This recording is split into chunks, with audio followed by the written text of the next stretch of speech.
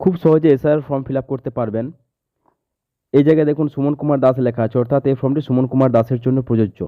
জন্ম তারিখ, সুমন কুমার দাসের আধার কার্ড দেখে দেখে জন্ম তারিখটা এই জায়গায় সঠিকভাবে লিখে দিলাম। এখানে আধার নাম্বার লিখে দিলাম, এখানে একটা মোবাইল নাম্বার দিয়ে দিলাম।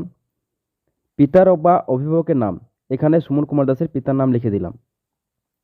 পিতার এপিক নাম্বারটা এই জায়গায় লিখে দিলাম। যদি এপিক নাম্বার না থাকে, অর্থাৎ ভোটার আইডি কার্ড নাম্বার যদি না থাকে, তাহলে লেখার দরকার নেই। এই জায়গায় সুমন কুমার দাসের মায়ের নাম লিখে দিলাম, এখানে মায়ের এপিক নাম্বার বা ভোটার আইডি কার্ড নাম্বারটা লিখে দিলাম। যদি ভোটার আইডি কার্ড নাম্বার না থাকে, তাহলে এখানটা লেখার দরকার নেই। স্বামী স্ত্রীর নাম, সুমন কুমার দাস যেহেতু বিবাহিত, তাই এই জায়গায় স্ত্রীর নামটা লিখে দিলাম। এখানে স্ত্রীর এপিক নাম্বার বা ভোটার আইডি কার্ড নাম্বারটা লিখে দিলাম।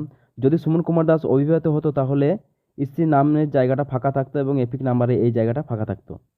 যদি সুমন কুমার দাসের পরিবর্তে এটা যদি কোনো একটা মহিলার ফর্ম হতো, তাহলে এখানে স্বামীর নাম লিখতাম, যদি সেই মহিলা বিবাহিত হতো, এবং এখানে স্বামীর এপিক নাম্বার বা ভোটার আইডি কার্ড নাম্বারটা লিখে দিতাম।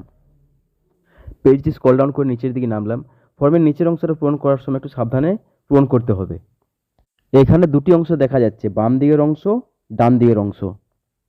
যদি সুমন কুমার দাসের নাম 2002 ভোটার লিস্টে থাকে, তাহলে এই বাঁ দিকের অংশটা পূরণ করব। যদি না থাকে, তাহলে ডান দিকের অংশটা পূরণ করব। তো আগে বাঁ দিকের অংশটা কীভাবে পূরণ করবো সেটা দেখিয়ে দিচ্ছি, তারপর ডান দিকের অংশটা দেখিয়ে দেবো। সর্বশেষ এসআইআর এর নির্বাচক তালিকায় থাকা নির্বাচকের বিবরণ। নির্বাচকের নাম, যেহেতু সুমন কুমার দাসের নাম 2002 ভোটার লিস্টে আছে, তাই এই জায়গাটা সুমন কুমার দাসের নাম লিখে দিলাম। এপিক নাম্বার, 2002 ভোটার লিস্টে সুমন কুমার দাসের জন্য যে এপিক নাম্বার বা ভোটার আইডি নাম্বারটা লেখা আছে, সেই নাম্বারটাই দেখে দেখে এখানে লিখবো, অন্য কোনো নাম্বার এখানে লিখবো না। যদি এপিক নাম্বার বা ভোটার আইডি কার্ড নাম্বার না থাকে, তাহলে লেখার দরকার নেই। আত্মীয়ের নাম, 2002 ভোটার লিস্টে আমার নাম তো আছে, এখন দেখবো 2002 ভোটার লিস্টে বাবার নাম আছে কিনা। যদি থাকে, তাহলে এই আত্মীয়ের নামের জায়গায় বাবার নামটা লিখে দিলাম। সম্পর্কের জায়গাটাতে পিতা লিখে দিলাম। জেলা, 2002 সালে যে জেলাটা উল্লেখ আছে, অর্থাৎ 2002 সালে ভোট দেওয়ার সময় সুমন কুমার দাস যে জেলার বাসিন্দা ছিলেন, সেই জেলার নাম এই জায়গায় লিখে দেব। 2002 সালে সুমন কুমার দাস যে রাজ্যের বাসিন্দা ছিলেন, সেই রাজ্যের নাম এই জায়গায় লিখে দিলাম।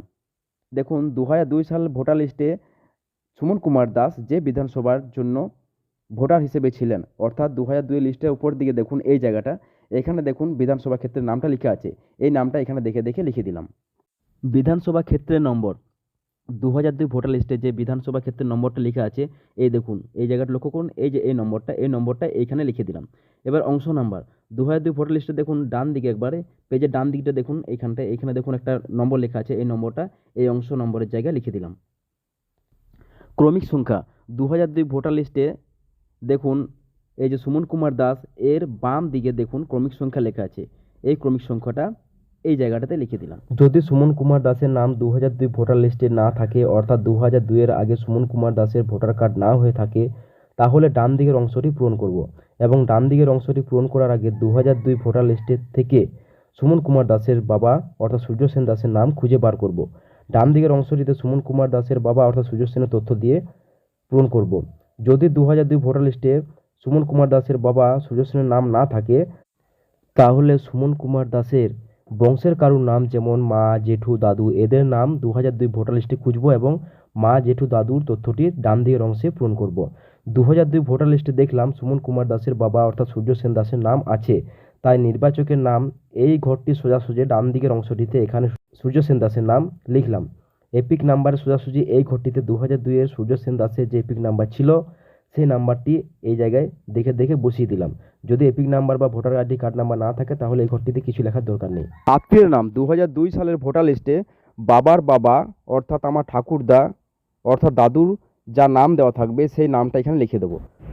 সম্পর্ক, এখানে পিতা লিখে দিলাম। জেলা, 2002 সালে যে জেলাটা উল্লেখ আছে, অর্থাৎ 2002 সালে ভোট দেওয়ার সময় যে জেলার বাসিন্দা ছিলেন, সেই জেলার নাম এই জায়গায় লিখে দেব। 2002 সালে যে রাজ্যের বাসিন্দা ছিলেন, সেই রাজ্যের নাম এই জায়গায় লিখে দিলাম। দেখুন 2002 সাল ভোটার লিস্টে যে বিধানসভার জন্য ভোটার হিসেবে ছিলেন, অর্থাৎ 2002 লিস্টের উপর দিকে দেখুন এই জায়গাটা, এখানে দেখুন বিধানসভা ক্ষেত্রের নামটা লেখা আছে, এই নামটা এখানে দেখে দেখে লিখে দিলাম। বিধানসভা ক্ষেত্রের নম্বর, 2002 ভোটার লিস্টে যে বিধানসভা ক্ষেত্রের নম্বরটা লেখা আছে, এই দেখুন এই জায়গাটা লক্ষ্য করুন, এই যে এই নম্বরটা এইখানে লিখে দিলাম। এবার অংশ নাম্বার, 2002 ভোটার লিস্টে দেখুন ডান দিকে একবারে, পেজের ডান দিকটা দেখুন, এখানে দেখুন একটা নম্বর লেখা আছে, এই নম্বরটা এই অংশ নম্বরের জায়গায় লিখে দিলাম। ক্রমিক সংখ্যা, 2002 ভোটার লিস্টে দেখুন এই যে বাম দিকে দেখুন ক্রমিক সংখ্যা লেখা আছে, এই ক্রমিক সংখ্যাটা এই জায়গাটাতে লিখে দিলাম। এই ফাঁকা অংশটাতে সুমন কুমার দাস সই করবে। উপরের দিকে দেখুন, ফর্মের উপরের দিকে ডান দিকে এই জায়গাটায় সুমন কুমার দাসের ছবি চিটাতে হবে। ছবির ব্যাকগ্রাউন্ড সাদা হলে ভালো হয়। এখানে বিএলআরও সই করবে। এখন ফর্মটি পুরোপুরি ফিল আপ করা হয়ে গেছে।